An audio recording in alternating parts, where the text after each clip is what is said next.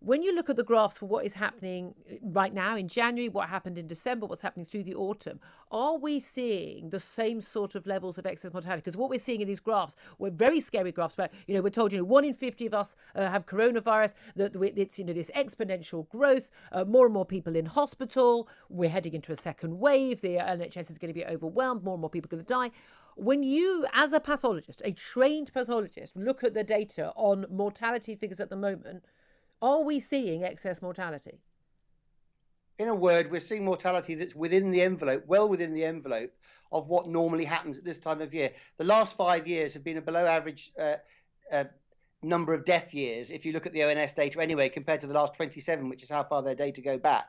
So the fact is, the deaths we see, you can present these graphs in lots of different ways. And of course, most people aren't very good at looking at graphs, but the envelope within which we're below the average point of the deaths at this time of year. The question is, what are those deaths attributable to? A lot of them are being attributed to COVID, incorrectly in my view, because of the flawed testing regime. The fact is, the number of deaths, so the total number of deaths from COVID, this figure that we have of 70,000, equates to about 1 in 6 deaths over the entire 9 months that we've been looking at this thing.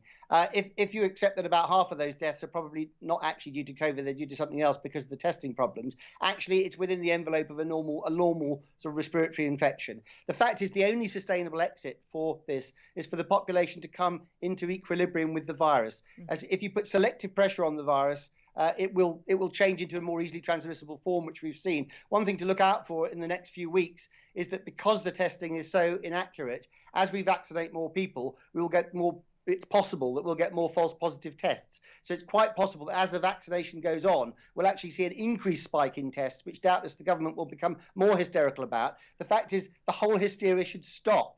The exit for this is that we protect the vulnerable and we let everybody else get back to their normal lives. There is no exit strategy other than coming into equilibrium with this virus. It's out there. We will have to live with it. And by the way, it's not killing everybody. It's actually doing what viruses do, which is killing the vulnerable and the weak and the infirm and the very elderly. That's what they do, I'm afraid. That's a fact of life, and there's no way of avoiding it.